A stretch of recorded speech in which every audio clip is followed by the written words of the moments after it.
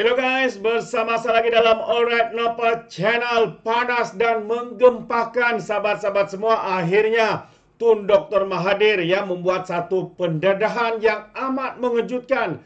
Dan sebenarnya ini menunjukkan sebenarnya apa yang dikatakan oleh rakyat di luar sana adalah satu yang benar apabila Tun Mahathir sendiri mengesahkan setiap tindakan dan juga tujuan yang dilakukannya itu sahabat-sahabat semua. Sehingga kan hari ini menarik untuk kita dengar Lokman Adam membalun kaum-kaum sakat tua dan juga geng-geng sapu bersih yang kita tengok hari ini semakin meroyan menyerang Datuk Seri Anwar Ibrahim, sahabat-sahabat semua. Apa saja yang dilakukan oleh Datuk Seri? Seperti menunaikan umrah pun dijadikan isu politik, dikritik dan sebagainya. Sangat-sangat memalukan. Jadi menarik untuk kita dengar sekali lagi pencerahan daripada Lokman Adam berkaitan dengan setengah isu yang dibongkarkan oleh Tun Dr. Mahathir, sahabat-sahabat semua. Jadi tanpa buang masa, saya membawakan Anda untuk mendengar apakah kata-kata Lokman Adam berkaitan dengan isu ini.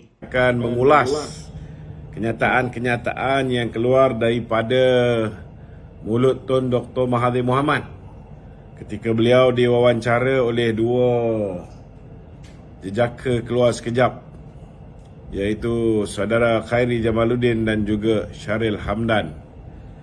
Ramai yang bertanya saya apa komen saya tentang itu, apa komen saya tentang ni. Jadi saya berpendapat lebih baiklah saya jawab dalam bentuk video supaya saya tak perlu jawab banyak orang dalam masa yang berbeza, kan, sekali jalan satu kali insya-Allah. Jadi bersama saya pada malam ni saudara Lan, rakan-rakan yang lain ada yang bercuti dan sebagainya, maka seorang je lah yang meneman saya pada malam ni. Okey, silakan saudara Lan. Okey tu, hari ni isu yang hangat tu pasal keluar sekejap ni. Ramai banyak media outlet yang pick up, netizen pun cakap pasal temu bual hari ni. Ya. Sewaktu temu bual keluar sekejap bersama Tun M, Tun mengaku yang beliau mengamalkan kaedah matlamat menghalalkan cara, yang mana dia bekerjasama dengan DAP untuk menjatuhkan Datuk Najib dan kini bekerjasama pula dengan PAS kerana mereka mempunyai matlamat yang sama. Ya. Memang tidak dinafikan bahawa dalam banyak-banyak ayat Tun Dr. Mahathir, biasa dia buka mulut je dia menipu. Hari ni alhamdulillah, buat kali pertamanya saya mendengar sesuatu yang benar daripada mulut dia. Dia mengesahkan beliau mengamalkan teori Machiavelli, iaitu matlamat menghalalkan cara demi untuk menjatuhkan musuh politik dia Barisan Nasional dulu, demi untuk menjatuhkan Datuk Seri Najib Tun Razak yang tidak meneruskan menimang kroni-kroni dia, meneruskan memberikan lubuk emas kepada kroni-kroni dia, terutamanya kroni dia YTL dan sebagainya, kan? Begitu juga dengan tidak favor kepada anak dia untuk memasuki pertandingan naik Presiden UMNO. Maka atas kemarahan itu beliau telah melakukan serangan terhadap Datuk Seri Najib Tun Razak, dan beliau telah bekerjasama akhirnya dengan DAP untuk menjatuhkan Barisan Nasional. Ini beliau dah mengesahkannya. Hari ini pula beliau bersama dengan parti yang dulu dia anggap sebagai parti sesat, parti yang dulu dianggap sebagai parti yang melahirkan manusia-manusia yang menyesatkan umat Islam. Kalau dulu dia mengatakan mereka yang mati di peristiwa Memali sebagai mati katak, hari ini yang kita heran ni, PAS pun membiarkan diri mereka diperkudakan oleh Tun Dr. Mahathir. Mereka lupa bahawa inilah orang yang telah menyumpah seranah mereka, yang telah mengisytiharkan kematian Ibrahim Libya sebagai kematian mati katak. Dan orang ini disanjung, malah diangkat darjat menjadi penasihat kepada SG4 ataupun 4 negeri di bawah kerajaan PAS, kan? So bagi saya Kita dah lama tahu dah Mahathir mengamalkan teori Machiavelli ni ataupun matlamat menghalalkan cara. Tetapi kita tak sangka akhirnya beliau akan mengaku beliau mengamalkan matlamat menghalalkan cara. Terima kasihlah kepada Tun Dr. Mahathir. Di penghujung hayat dia ni akhirnya beliau adalah satu benda yang berkata benar. Itu pun lagi bagus lah. Ada surehat tu. Tu yang jadi. Okey. Kita soalan seterusnya. Sewaktu dalam perbualan yang sama, Tun juga cakap PMX kini lebih buruk dari orang yang dia mahu reform dulu selepas dia menjadi PM. Tun siap bagi contoh respon Anwar dalam parlimen baru-baru ni yang Anwar cakap kalau tuduh kaitan dia dengan Israel lagi, dia akan ambil tindakan. Komen tu? Dia macam ni lah. Siapa juga umat Islam yang dituduh sebagai mempunyai kaitan dengan Israel, bagi saya lah ini bab kata orang tu seolah-olah menuduh kita ni bukan beragama Islam. Dia dah sampai ke tahap itu, feeling dia. Sebab hari ni kebencian umat Islam terhadap Israel ni terlalu tinggi. Di atas kezaliman dia, kerakusan dia, di atas ketidakperimanusiaannya, di atas sifat keperibinatangannya, kan? Tidak ada umat Islam yang bak kata orang tu boleh terima dirinya dikaitkan oleh sesiapa juga dengan Israel. Ini kena terima hakikat. Orang macam Mahathir, kalau kita panggil dia Israel Lanatullah pun, dia tak kisah.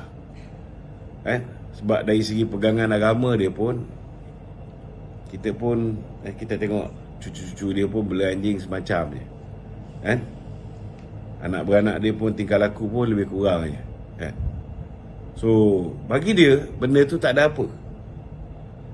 Tetapi nak kata bahawa tindakan Datuk Seri Anwar ini lebih melampau daripada orang yang dia nak suruh reform, bagi saya tak masuk akal lah.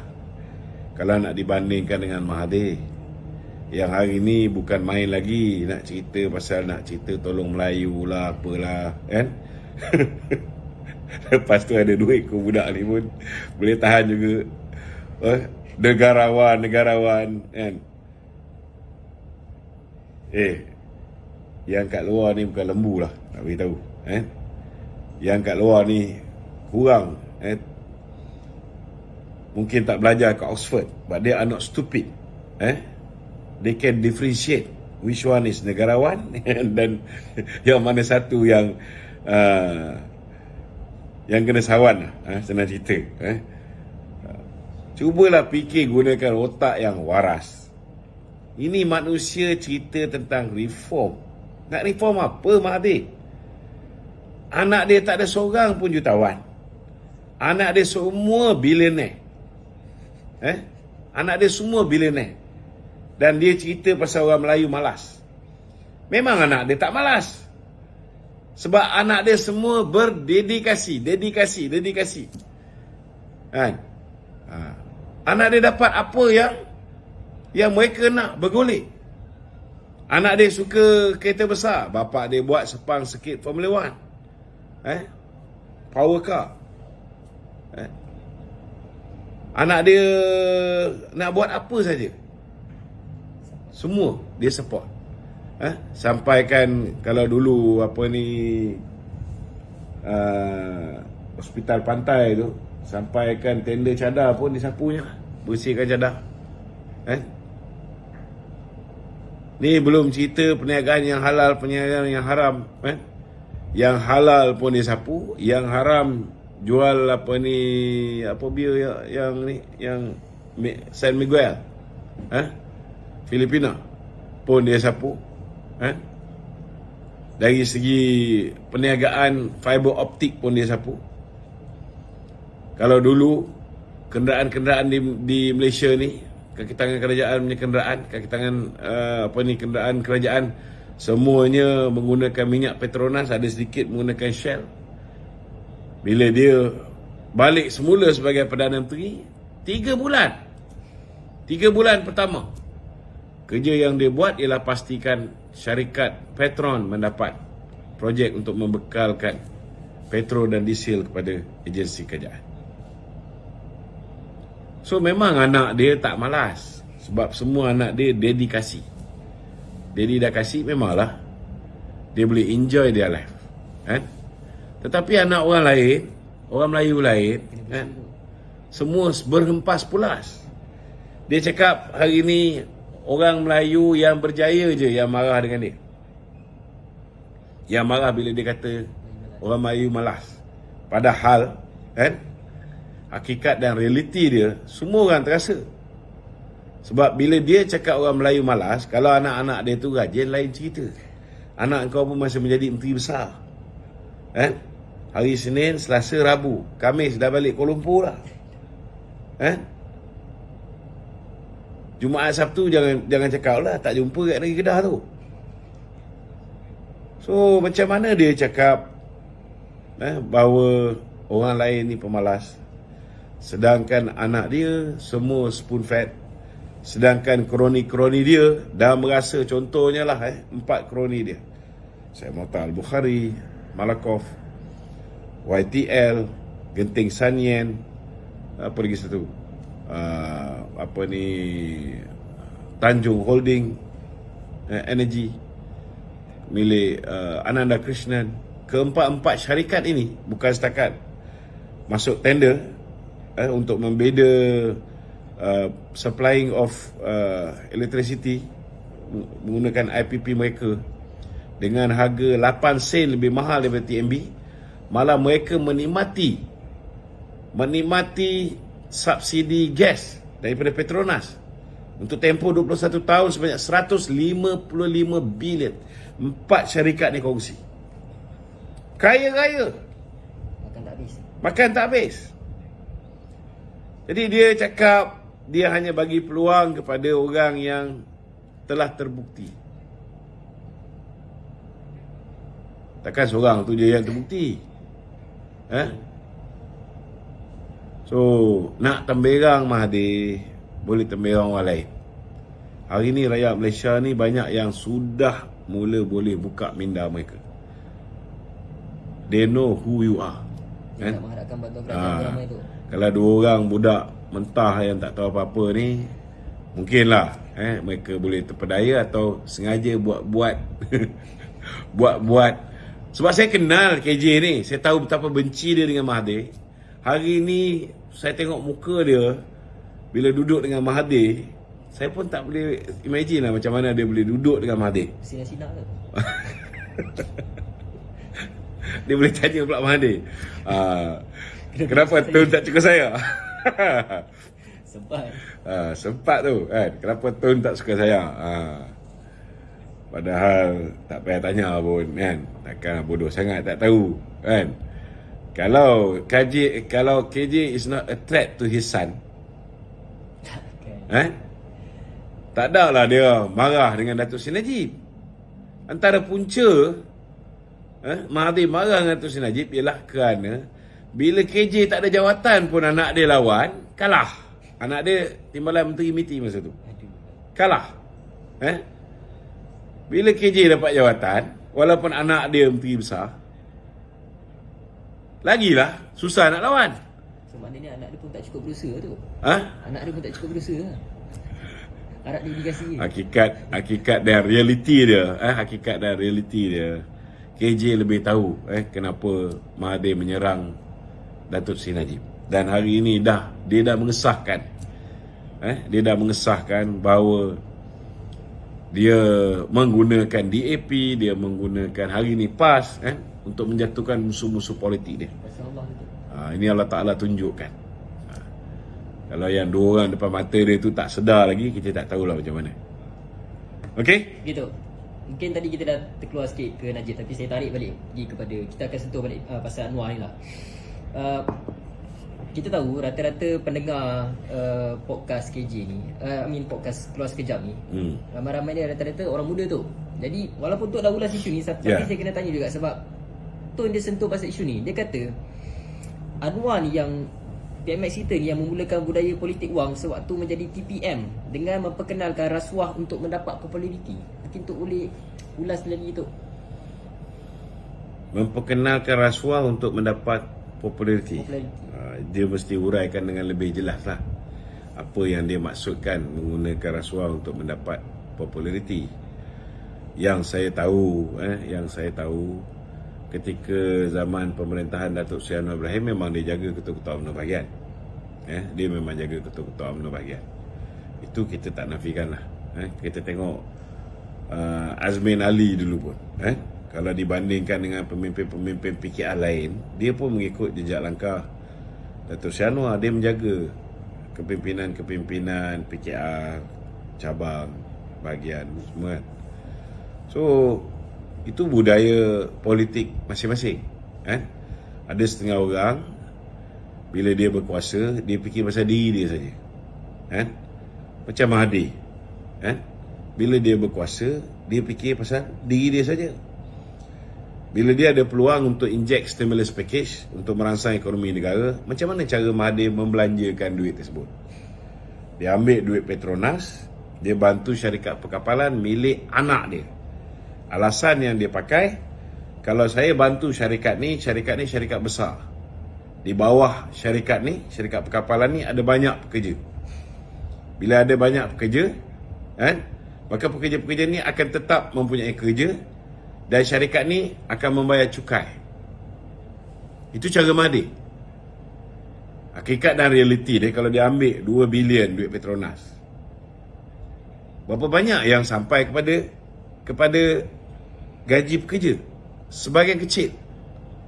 Sebahagian besar untuk menyelamatkan tengkuk anak dia, yang kita tahu masa tu dah kelar-kelar tangan. Dan kalau nak hidup, nak survive pun, syarikat ni perlukan bantuan dari kerajaan. Do you think they will pay the tax? We are not idiots. Berbeza dengan Datuk Seri Najib. Macam mana cara Datuk Seri Najib inject stimulus package? Contohnya 2017 kali terakhir, 2018 pun sama. Dia inject, bagi bantuan dalam bentuk BRIM, bantuan awal persekolahan, dan banyak bantuan-bantuan lain. Dia bagi direct pada rakyat. Ambil contoh, dia bagi 6.8 bilion, ianya dapat dinikmati oleh 7.1 juta orang, juta keluarga. 7.1 juta keluarga ni, saya pergi ceramah masa saya di MOF tu. Setahun dalam 300 ceramah lah kita pergi. Saya baru jumpa 4 orang je. 2 daripadanya ialah pelajar yang tak belanjakan duit BRIM ni. Maknanya yang rest semua belanja. Kalau dia beli ayam, itik, kambing, lembu, ianya akan memangkin industri penteranakan. Putaran ekonomi kita tu. Kalau dia beli susu, dia beli sayur, ianya akan memakai industri pertanian. Kalau dia bayar sewa beli rumah, sewa beli kereta, ianya akan memakai industri perbankan, pemotoran, kenderaan dan sebagainya. So ini akan merangsang ekonomi, akan ada kecairan di pasaran. Dan benda ni akan dapat direct pada tangan rakyat. Macam apa yang Datuk Seri Anwar buat sekarang ni.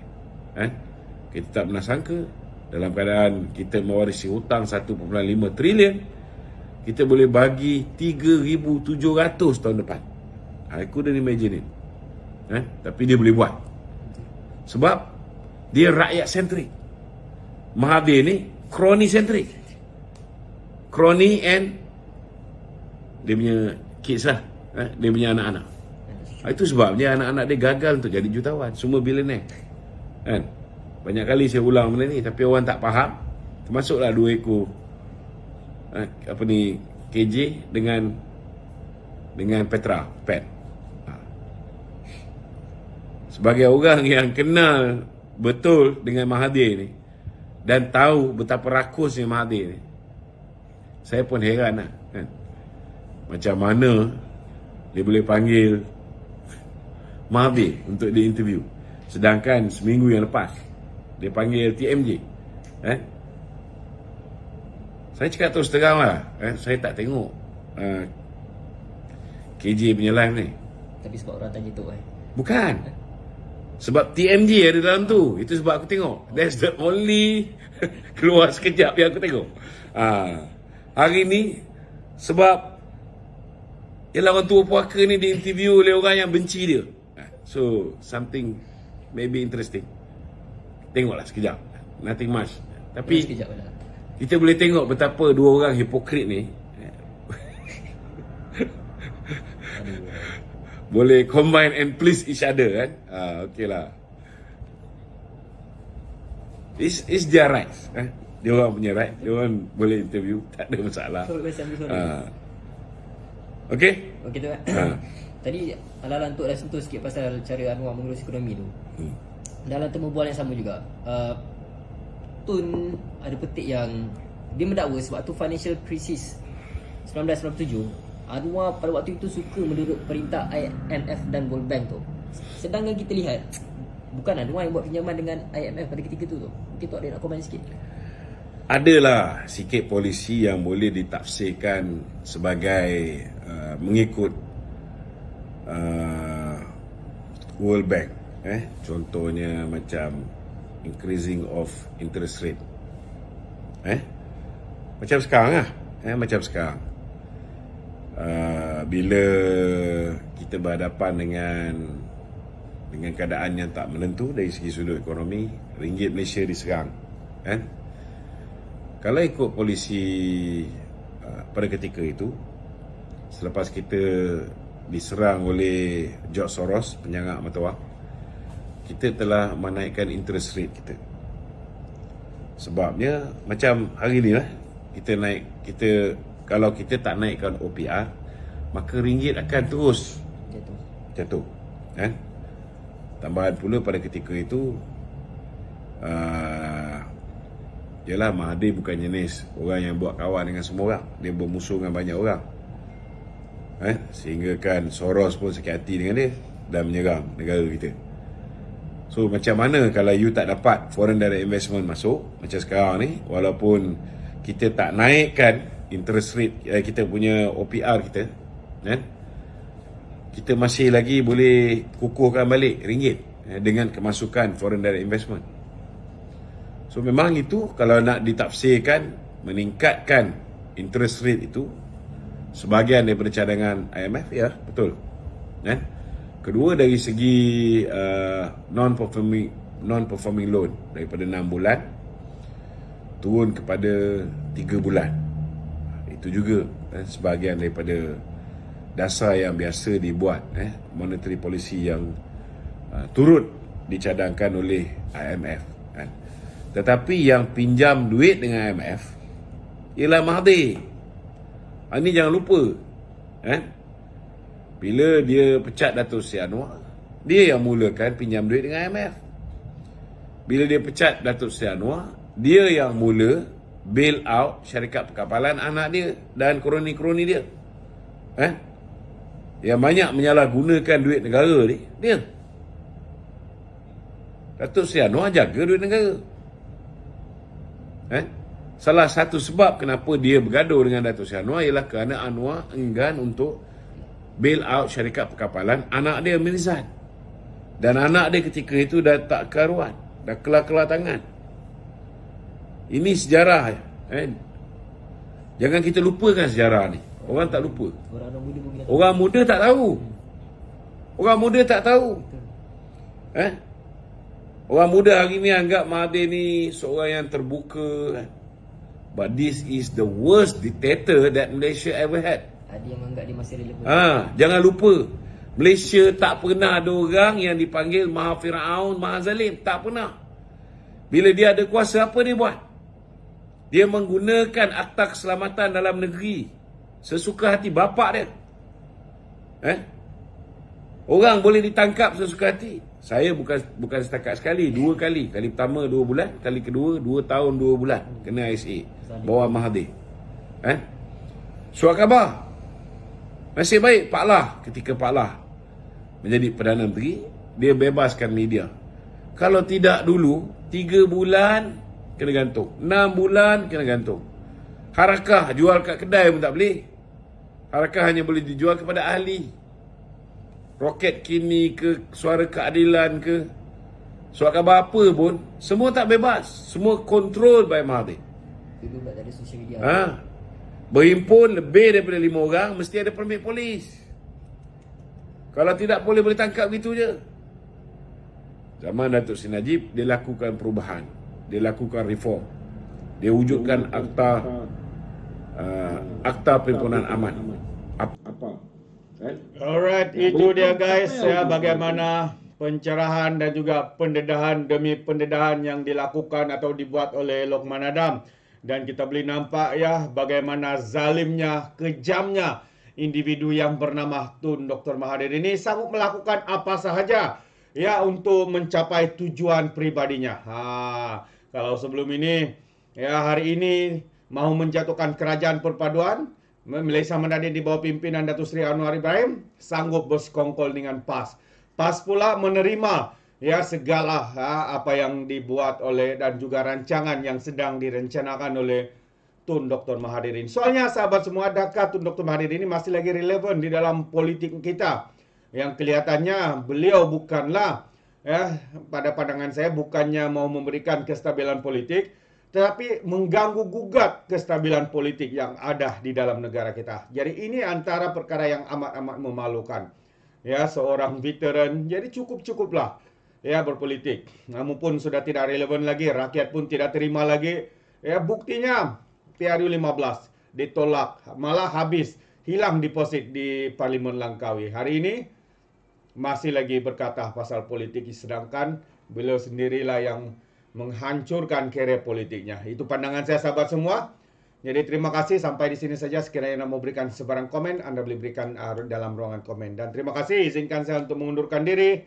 Dan seperti biasa, peribahasa mengatakan tapapun kangkap 2 tahun keinginan. Dalam bahasa Melayanya, tepuk dada, tanya selera. Sekian saja daripada Alright Channel. Kita berjumpa lagi. Bye-bye.